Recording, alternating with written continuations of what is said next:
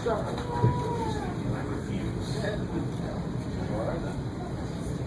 morning. My name is Brent Moore, and I'm the Georgia Garrison CO for the 501st Legion. My name is Chris Blackstock. Hey. My name is Chris Blackstock. I'm the Michigan captain for the Great Lakes base of the Rebel Legion. Hi, I'm Wendy Wright, or Nova Darklighter. I'm on the Council of the Jedi Assembly, and we're kind of one of the smaller groups. That's okay. I'm Alex McGill. I'm the Sith Ori, which is what we call the commanding officer of the Dark Empire, a custom canon Sith Lord and Dark Jedi, and any type of dark character you can think of in the Star Wars universe. That's us, the Dark Empire. My name is Tom Hutchins. I also go by Mandalorian the Uniter. I'm the founder and commanding officer of the Mandalorian Mercs costume club. We're the Mandalorians.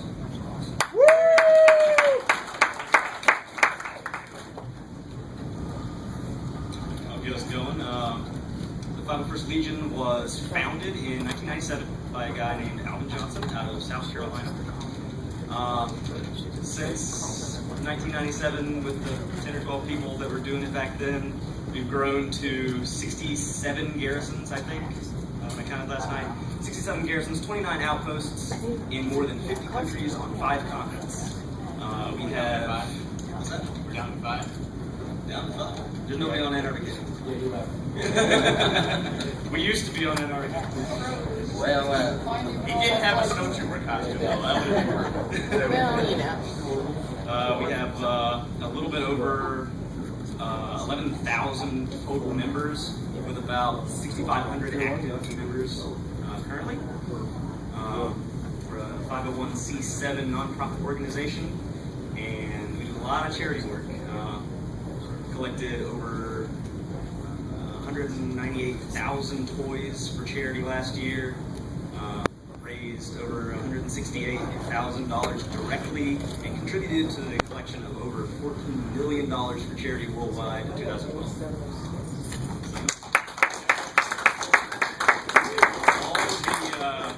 All the bad guy costumes from all the Star Wars movies and television shows, all the Imperials, clones. What's that? Matter of perspective. We're the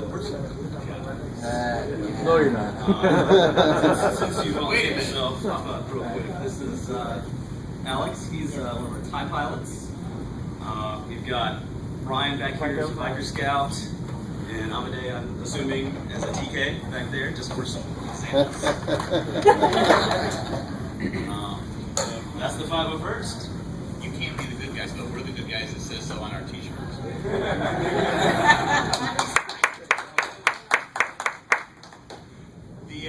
Just to flip over the other side of that, basically the same coin, is the Rebel Legion, which again does pretty much the same thing. I'm going to say 95% of all of the events we do are done together between the 501st and the Rebel Legion. Lots and lots and lots of people are members of both. I'm a retired 501st member. I sell off my 501st stuff. So we're all of the good guys. But everybody seems to think that it's just pilots and Jedi. It's not just pilots and Jedi. It is pilots and Jedi. It's a lot of pilots. But, there's obviously princesses and Wookiees, of which I'm one of, and I was going to wear that today, but then it would be kind of hard to understand, so. oh, come on. We don't speak Wookiee. Tuskens are actually eligible for, This is Kevin earlier. and there are some costumes that are eligible to be for members of both groups. Okay, this is one of them. Exactly, I can get into that. Is that and Jedi Assembly? There you go. Wow. Jedi Assembly grade 1. Can I get a Boba Fett? Can I get a Boba Fett? You ready? No. Oh. Never mind. But most of the clone costumes are eligible for Rebel Legion. So you can have an armored costume and still be a Rebel Legion member. But again, that's the same thing. Clones are all. We've got garrison, or we've got bases. We call ours all over the world, all over every state. You name it, we're probably there somewhere. Jedi Assembly, likewise, we do charity work. We do it in a smaller scale because, of course, we're a smaller group. We're about 500 members total. We only accept a light side Jedi. It doesn't have to be a face character. It doesn't have to be a canon character. We are now accepting Jedi in armor Clone Wars version. We do accept a Jedi from any era as long as you have a good picture reference and the costume is pretty exact. We are pretty tight about that still because we get a lot of the, but I want it to be my version, but it doesn't fit within the rules. And we do have a Jedi code for costuming. I think all of us have those little codes that you have to follow one way or another. We do charity work on a smaller scale, but we also try and cover what we call the orphan diseases, which are, a $500 donation makes a bigger difference to them sometimes than a $500,000 donation to the group, because they don't get the notice and they don't get the money. A lot of things like Wegener's granulomatosis. You probably never heard of it. We have a member whose husband has it. That's how we got involved with them. But costuming is our major thing. We're not a role-playing group. We're a costuming group. And we'll do our best to get you to the point where you look like you walked off the film screen in a Jedi costume. Or off the video game screen if that's the case. We do accept video game characters, but they do have to be almost exactly what you're seeing on that screen. We like them. We like the difference. And we like the armor on Jedi as well. We've got a number of members that are starting to be Jedi generals from Clone Wars. And they look very good.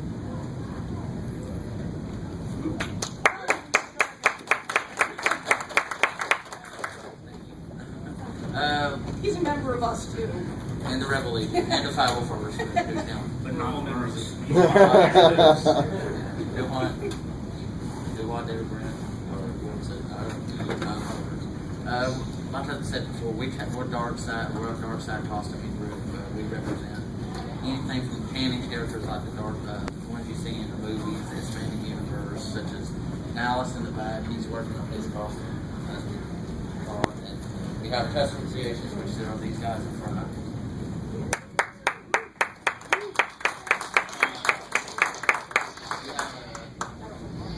And we one in the back there. Sorry, didn't see you.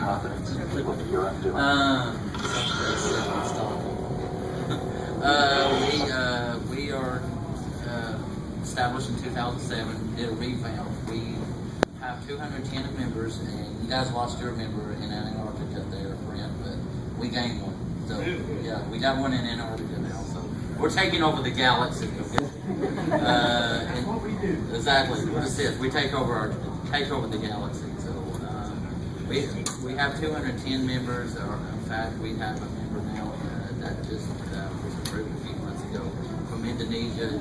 Very good Star Killer costume. Darth Malgus costume. Very awesome. I've never seen one that great in my life. I think we got very good costumes representing custom creations. And we have another subgroup of our group that helps us, to recruit future Sith that we call that was the brainchild of Brittany Hanley. And she wanted to pay tribute to the girls and Boy Scouts that we call them the Sith Freedom Scouts, which Pretty sure. Go on the dark side. Yeah, and cheesecake. Dark side was And last year we helped contribute to the charities in the Star Wars universe through many charities like the Make-A-Wish Foundation, St. Jude, and a lot. Last year we ourselves collected over $1 million for ourselves, and I can't think of everything that's worth on that too, but not related, but indirectly we raised $5 million last year, so we are very happy about that. That's pretty good for a group of our staff. I respect every one of these groups. I mean, it doesn't help I'm a part of the Rebel Legion Council for 9 more months. I've been a member. I'm starting my 7th year in the 501st, starting my 8th year with the Jedi Assembly. This is starting my 8th year with the Rebel Legion. I was hoping to have a thing with the Mandalorians about this time, but family issue came up. But I enjoy every part of Star Wars costume. And I'll just leave it at this. But when you wear a costume, and you see them, when a child walks up and see you in character, you see their faces light up, it makes everything worth it. When you put these costumes, are awesome. I mean, there's this one kid just every time he sees me, he just like this. Especially when I'm in my Anakin costume, he's like this. So, but I enjoy it, and I think what we all can say is for the kids and the overall.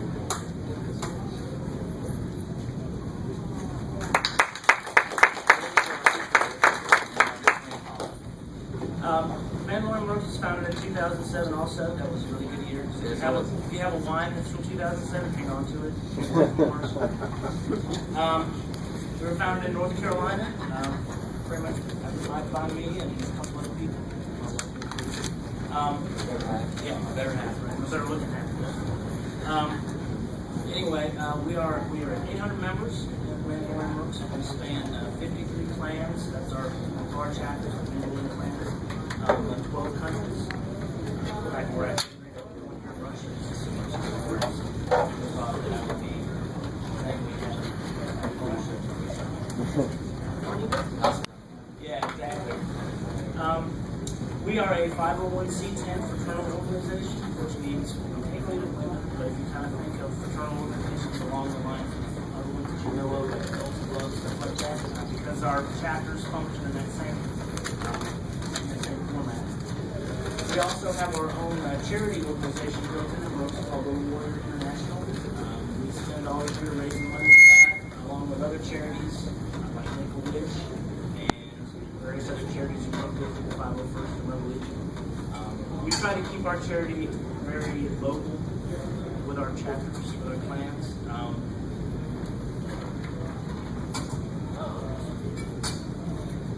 Much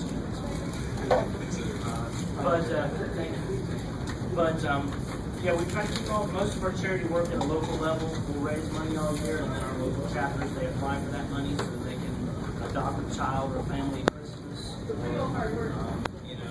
Kids in the hospital, they tell medical bills, things like that. So we've also got an actual children's section to the club now called the Vertica Corps, which is the Warrior Corps.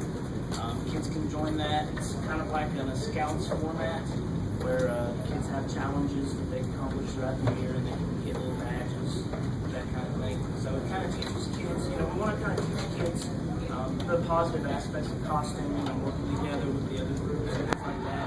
Catch them at an early age, because it's a lot easier to kind of help guide a kid when they're young than when they're an adult. It's a lot harder to guide adults. At that point, they're going to do what they want to do. So we accept Mandalorian costumes, of course, mostly custom. We have a fairly strict set of guidelines that we go by for each of the different eras in Star Wars that we accept costumes from.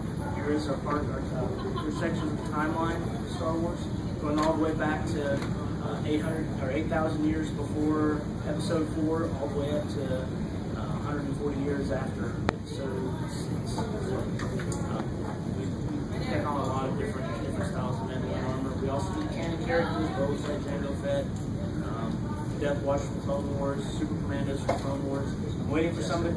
Yeah, I'm waiting for somebody to do an Obi-Wan in the Super Commando armor, because that would be the first Mandalorian that was accepted in all three, you know, in the three big major groups. So that would be awesome. I'm waiting for that. I haven't seen it yet. So get in. But anyway, that's the Mercs. So.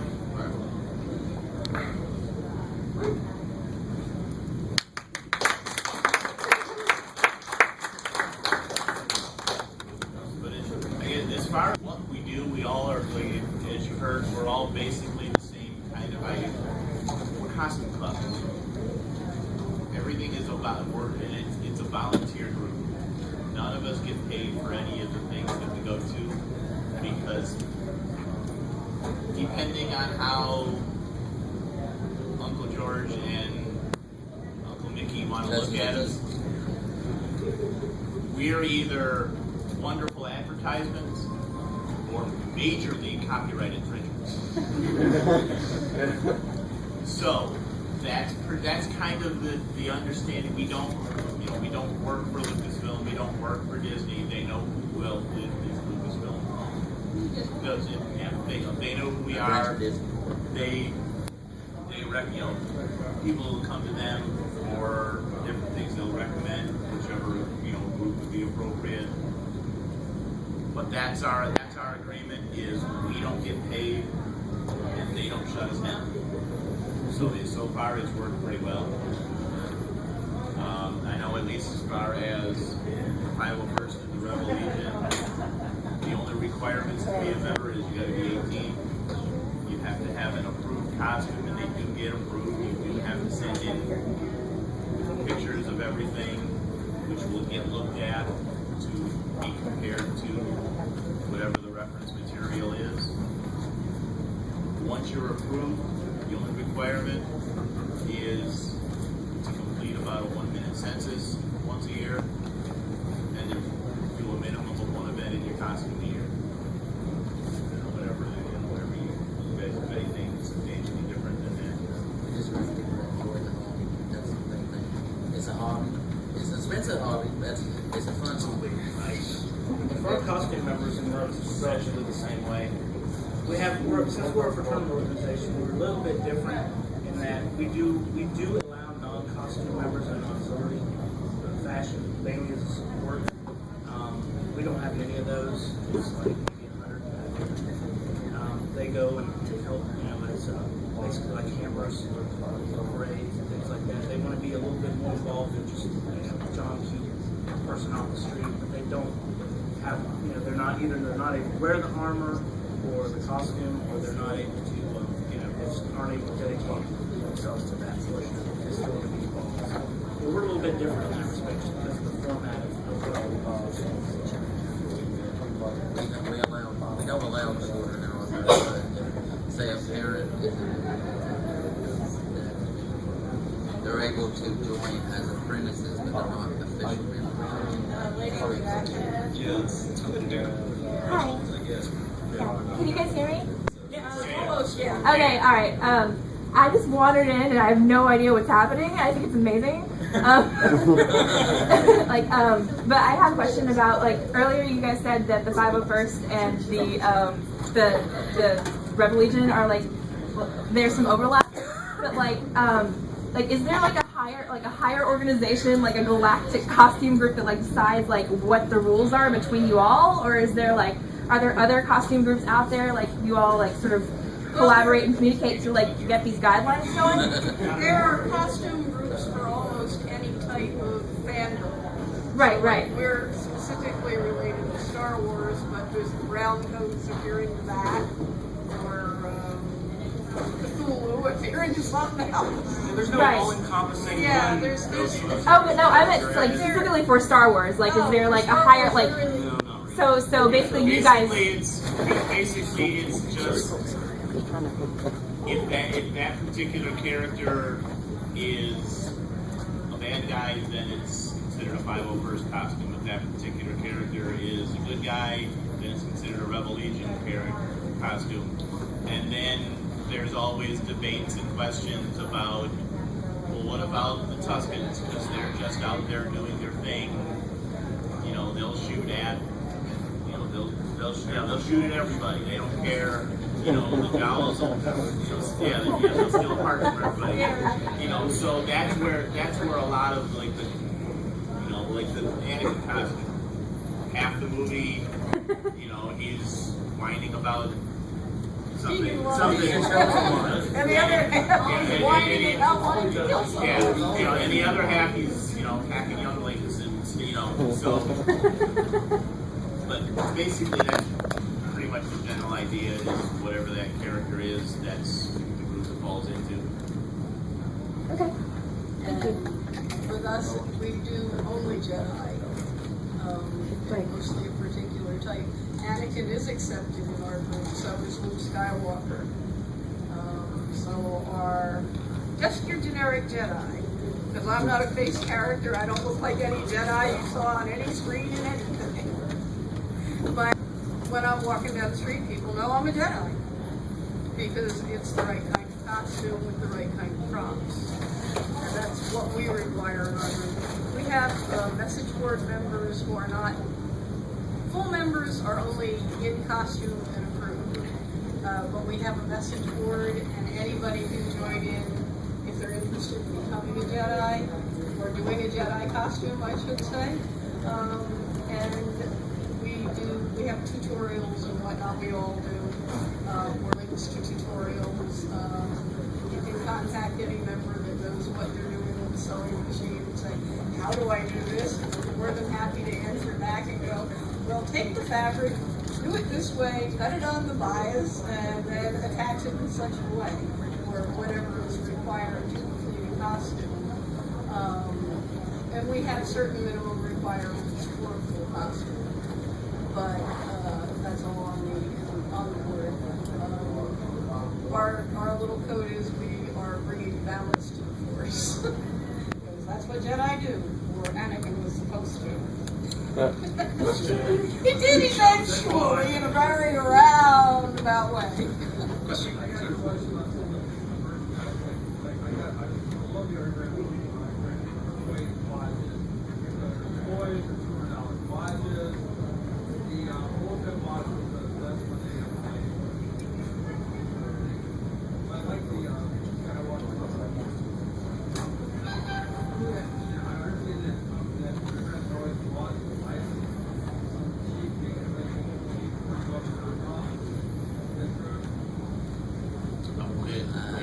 Specifically, or just general merchandise?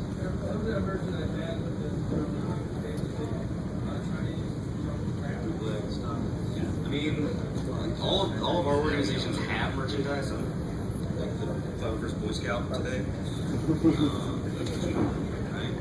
But all of our stuff is internal. We don't sell outside of the organizations. So as far as we're concerned, it's all just internal merchandise. Other like merchandise, I don't know. That's more just the realm of Lucas and Disney, I suppose. Yep. Sure. So I heard you say that it was that it's an expensive hobby. I'm curious to know exactly how much I would be looking to. Depends on the cost. I understand the hobby, obviously, but maybe you could give us some examples. I go down the line and give some examples. I have a Stormtrooper. It cost me about $1,000 to finish. I have a TIE Pilot. It was maybe $500 or so. Vaders typically run about $2,000. If you're looking at Boba More than Fett, that. 5,000. It depends on what you're making. Yeah. They say How that much detail. Boba Fett's usually run 3,000 plus. So A lot of it. Please. One thing with the expense too, a lot of it's going to depend on are you buying prefab or do you have practice to do it yourself? Sabers in particular, I don't know, and I'm not going to name any particular vendor, but there was one vendor I had actually contacted when I was first looking to build my own, and I don't know business in the soccer, so building my own is a bad idea. But they quoted me for just the hilt with the particular LED I wanted was going to be $2,500. Wow. Yeah. And it took you how long to hang up the phone? My personal. I don't think I've ever seen that website. I thought I'd call. But conversely, over a 2-year period of slowly teaching myself how to use a soldering iron, pestering every single friend I had who knows anything about electronics and computer chips and all that, $600 later. Yeah. So that's kind of the idea is what you're able to do yourself, what you're we're all here to help people. We love new members. We love people who come in and say, hey, I saw you guys, or I heard about you guys, or you were in this parade, or whatever. That's what we do. That's what we're here for. So every group has a method, whether it's a website specific to a particular kind of costume, or a section of like the main group's website or whatever, where you can go in and read and look at. I mean, like I've got a build progression thread for my Chewbacca costume, which actually is not an incredibly expensive costume. It can be, depending on which kind of hair you want to use. You want to use the real hair, it's like $4,000 worth of hair. You want to go about it the way most normal people do, it's like $200 worth of hair. So it's not an incredibly expensive costume, but I sat in my basement and latched looking for 6 months pretty much straight. So it's, so there are ways of finding out, doing some research, asking questions, getting, so with it.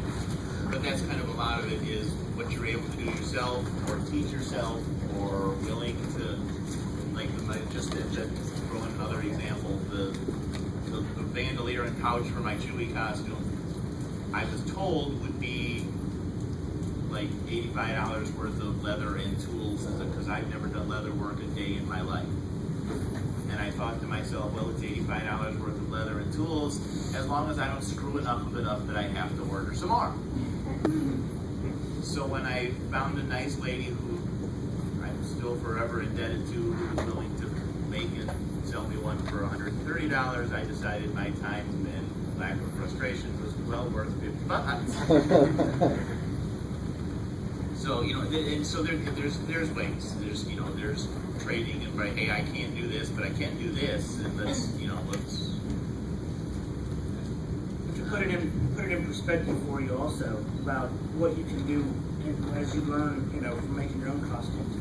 I have one Star Wars costume that's my Mandalorian armor, and it very much is like a suit of armor. It's pretty close to 100 pounds when it's all on. It's each piece individually hand-hammered metal.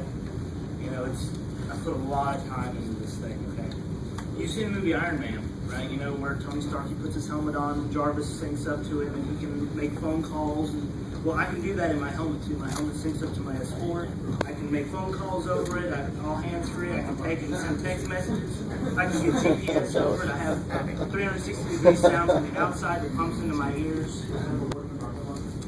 Actually, my old jetpack had Rockettes that I could, but I had to get rid of that. It started getting a little heavy. Metal jetpack is heavy. But, yeah. Now I just have a bigger one that I don't wear but to like celebrations. But anyway, so it's all about what you want to do with it. I pride myself on making mine as real as I can get it. I want to be able to literally feel like I'm the character when I'm in it, And in Star Wars, they have all these cool tech gadgets that can do all these things, So why wouldn't I want mine to do that? So that's the way I am with it. I'm working on a computer in my new left gauntlet on a Raspberry Pi that I can sync up to other computers and do kinds of things. So that's the things I like to do with it. So it's all about what you want to get out of it for yourself too. You don't just have to settle for the basic cost that you bought. You can always take it further and learn new techniques and apply those and that kind of stuff. Costumes are never finished. show is done. I'll get to your question in a second. I just want to mention, costumes aren't cheap, like I said, but the cheapest costume I have is my custom set. It's only like $400. But it looks like it's Star Wars off the set. So it's just how you put in a costume and everything. So Yeah, it's Jedi can run you anywhere from a basic, if you can do your own leather work, you can find a pair of inexpensive boots. You can find a lightsaber without sound that's maybe $50, $60, but it's a offensible lightsaber, or you can build one. You can probably do a Jedi starting from about 300 over a period of a couple of months. Not huge. My first Jedi cost me probably about $1,200. I had a custom made belt that I had somebody up at around fair do. I, missed that, and I made it out of a silk, a raw silk, which was not a cheap fabric, but I'm a seamer and I'm a costumer, and I do this for a living, and I've got 23 sewing machines. So for me, fabric is just what it is, and if I find a fabric I like and I want to use it, I will. I've got Jedi that maybe took 5 yards of fabric for the tunic, and I've got Jedi that have taken maybe 15 yards of fabric for the tunic. That one's still in progress because I haven't got it to where I like it yet. But it's coming. It's like I now have, I think, maybe 18 outer tunics in varying colors, styles, lengths. The only style you'll never see on me is something that, like the one that Qui-Gon wore, because that was the first thing I made. And I put it on and I threw it at the wall. It looked hideous. So then I changed styles. I'm not that tall, and I don't have his shoulders. It just didn't work on me. Not very many people. Sure. The gentleman over there was asking the question. Oh. No, you. Yes, you had your hand up. Coffee and stuff, do you guys support the Spaceballs costume? Yeah. They would qualify any of these groups. I do know some people have those costumes though. They'll probably be here later today. We need those for tomorrow morning at 1:30. You mean the 501st doesn't take President Screw? or Dar'Jetii always.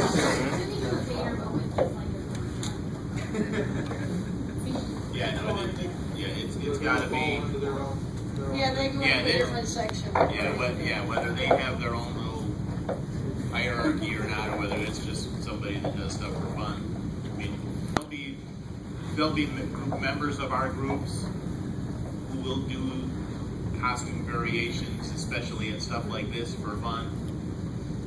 But that's just So the, y'all not going to be part of the 501st? no, right now. There's not a costume for everyone. Maybe.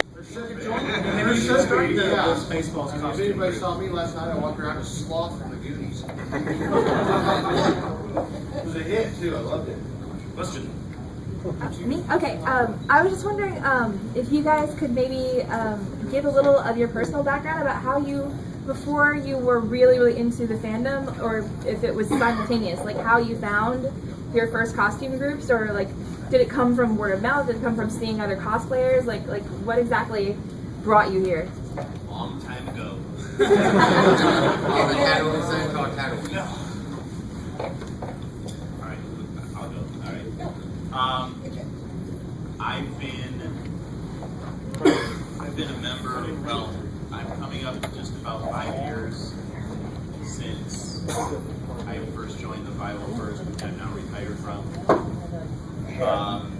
Basically, I had never heard of Keith about these groups.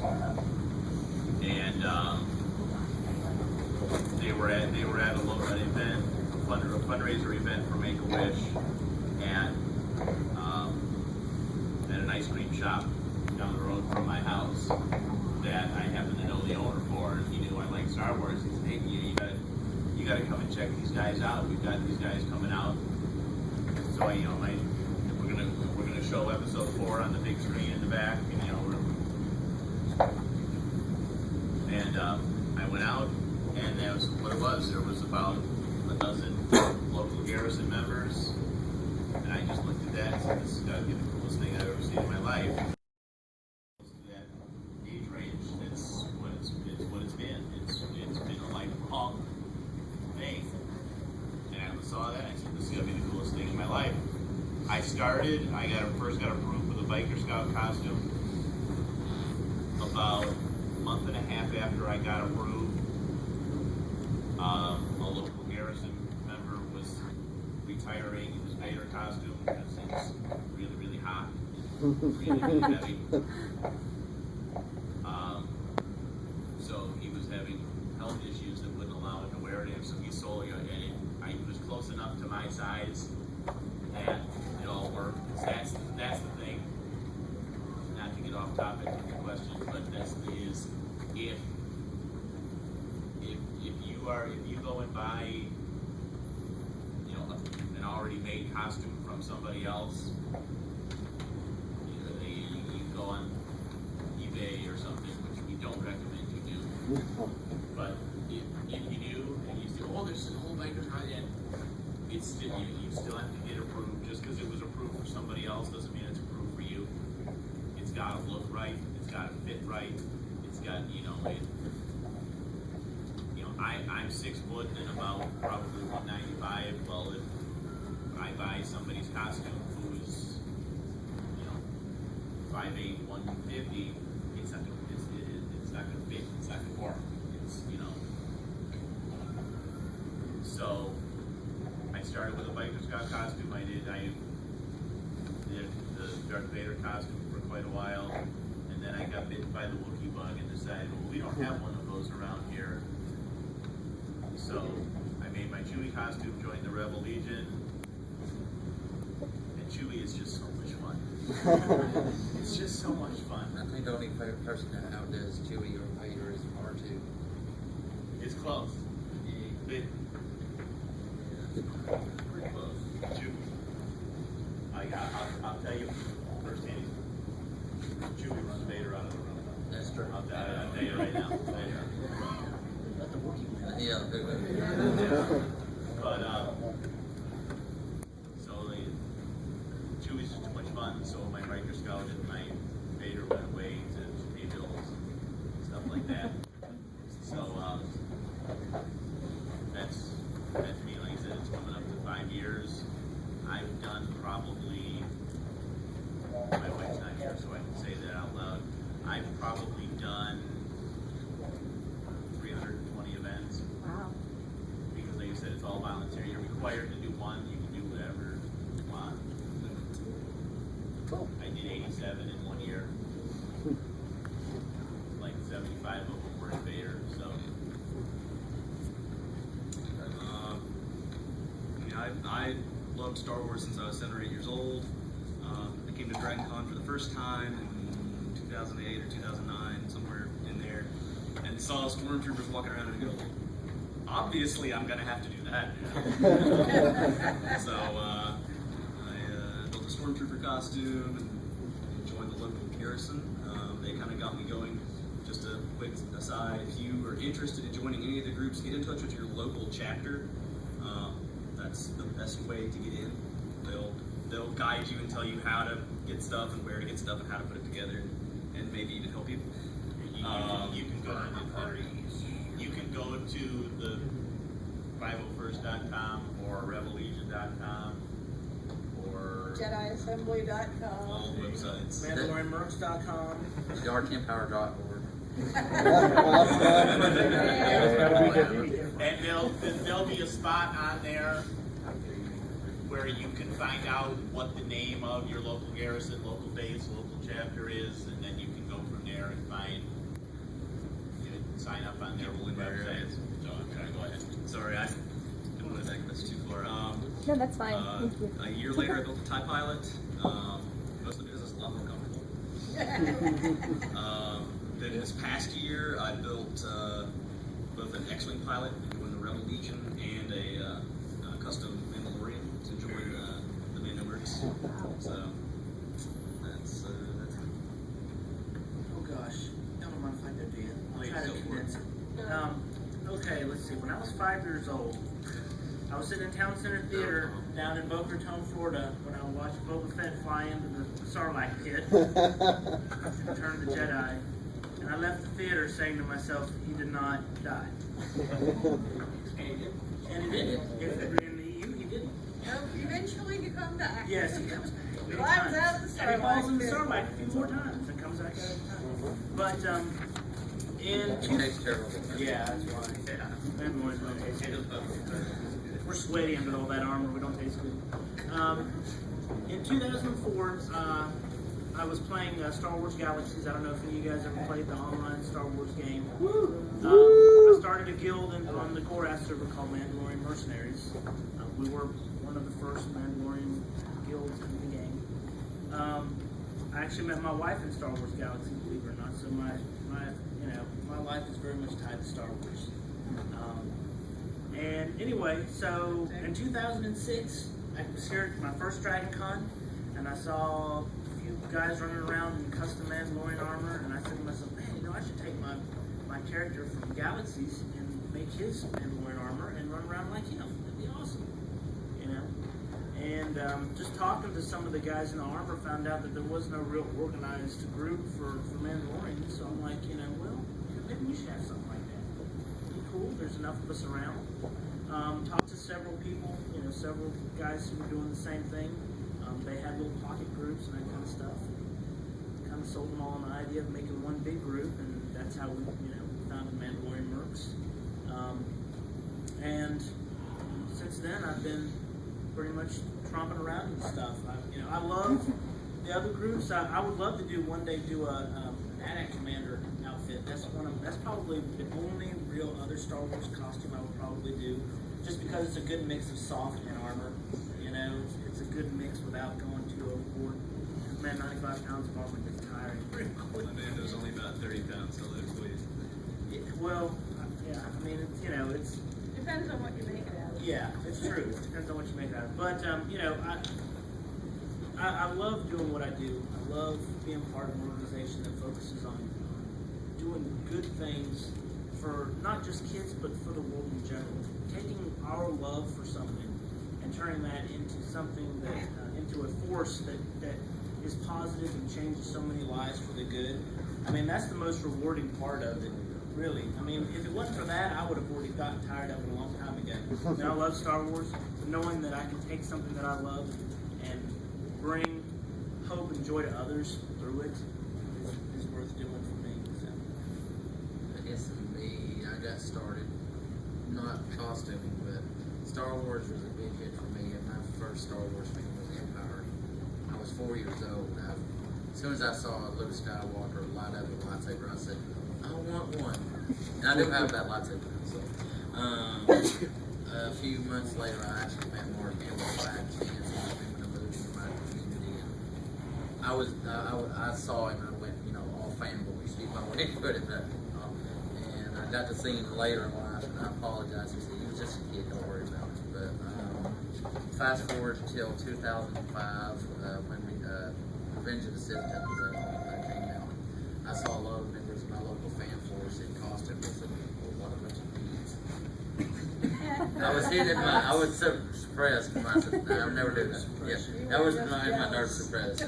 I eventually joined him, got a costume, put it together myself, and about June of that 2006, I met a group of people called the Jedi Assembly, and they came to me and asked me to join, and that was the first group I joined. Later joined the Rebel Legion, and 501st a year later. But to me, I have had fun with this hobby. I've enjoyed every minute of it, and I consider everybody in the costuming community of Star Wars costuming my family, because I would do anything to help them, and that's the honest truth. If Tom called me at 3 o'clock in the morning and said, "Can you come to North Carolina?" I'll be there in a heartbeat. Same way with Chris, Brent. I don't know about Columbia over here. longer, but that's kind of far to go to the Michigan. But if he called me and said, hey, I need you to come to Michigan, I would be there. I mean, We're a big family. I really enjoy IU, and that's the honest truth.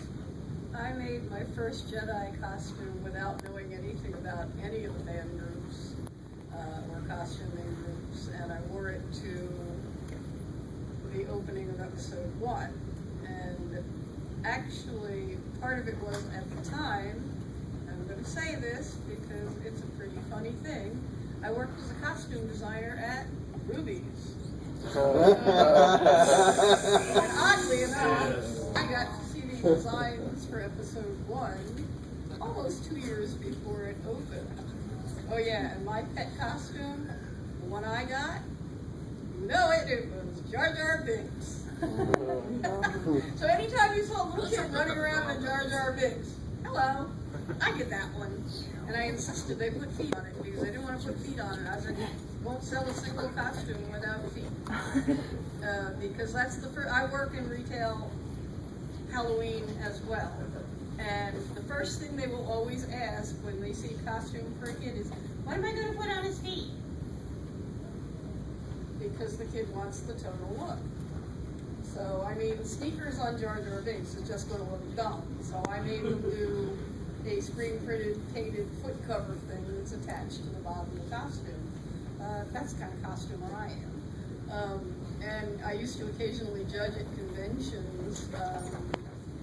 And when I did, one of the things I would always take into effect is, when you walk down on that stage, you've got this wonderful costume and a pair of sneakers.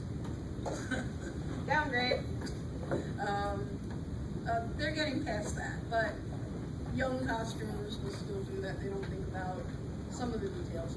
But I had made that first costume without knowing any of the fan groups existed. Shortly after, I was on the store on Lucasfilm's site, the fan site, and I saw a thing that was like looking for other Jedi costumers.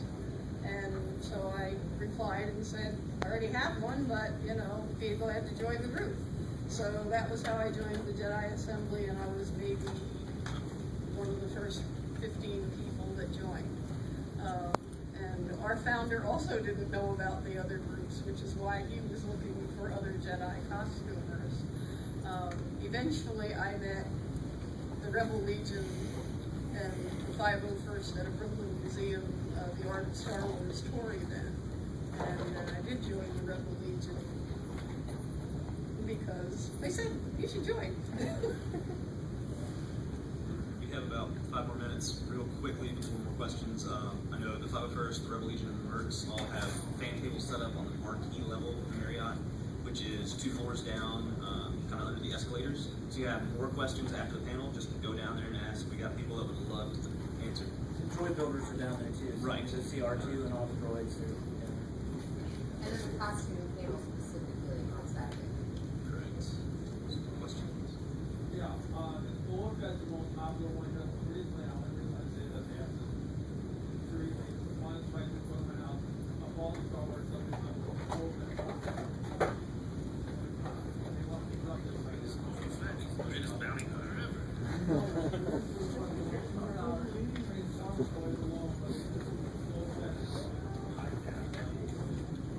When we go out and do events, it's R2 if he's there, it's Chewie if he's there, it's Darth Vader, Boba Fett probably up next, yeah, about there somewhere. And a lot of those, like at least R2, Chewie, and Boba Fett, you don't see them a whole lot. Another hand.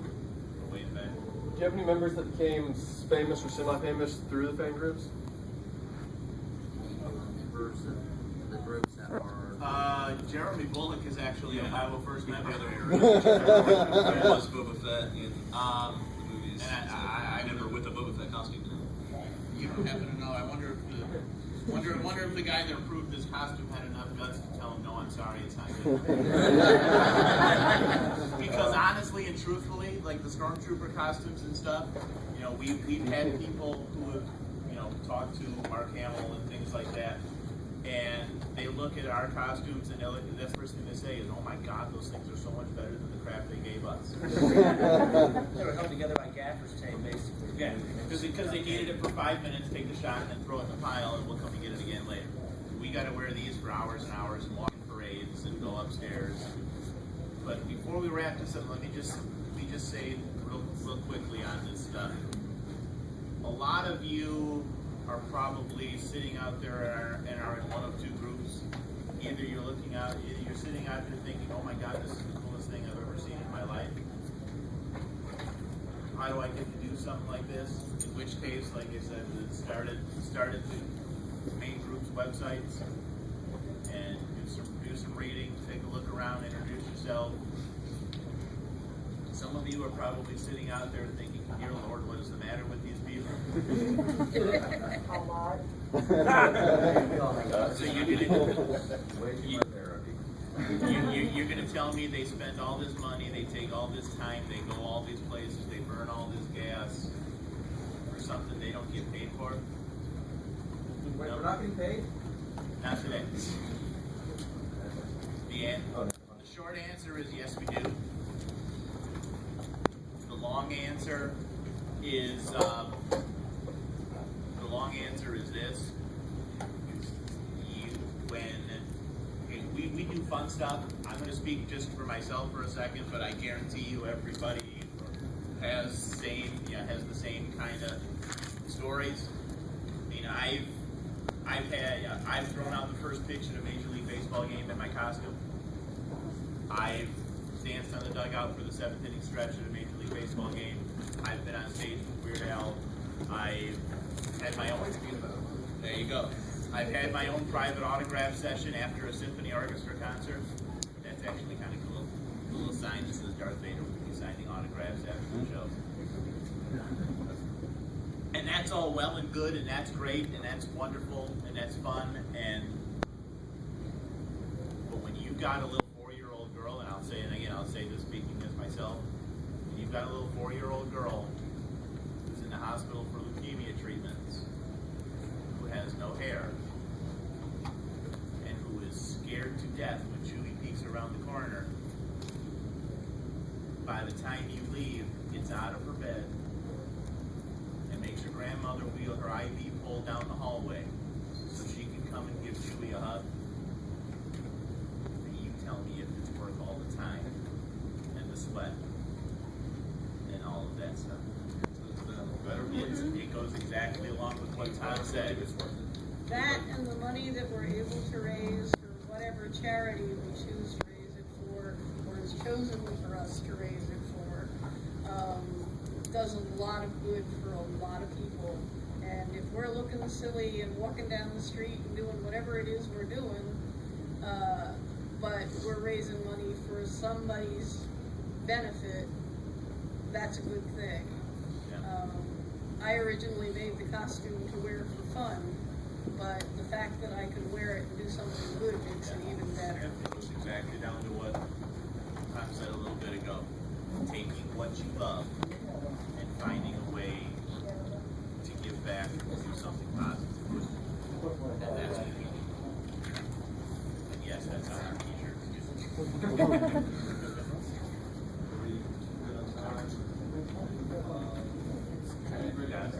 We're about to have a raffle. Yay, raffle! One guy over here real quick, sorry. What do you think of JJ choosing to go with the original film footage that Lucas and company used when they made the original trilogy? Heard about that. Yeah, he just announced that he's going to say music to I'm it. hopeful. Yeah, I think it'll be interesting to see. Myself, anything they kind of go do a little bit more old school. The better. Pretty good idea because some of this, Give it the 1977 some of these CGI people do some amazing, wonderful things. But my personal opinion, they try to see how amazing and wonderful they can get and start to get in the way of stuff. I'm just hope JJ doesn't overdo the lens flare. Yeah. Lower than the Yeah, Star that's Trek. Flare Trek. What the story's getting further. Exactly. It's like, I don't care Harrison what Ford will tell you format for they do it in. Write it well. I just want them to call And me direct extra it in the well. costume clubs. That's Hey, fine. in whatever format, and I'll be good. We're excited for the new Star Wars movies because that means a whole new realm of costumes. There you go. Whatever they come up with. I'm already a bird. Have an episode 7 title later today. So you can help. I think they're nice. Really? Yes. Alright guys, give our panelists a name.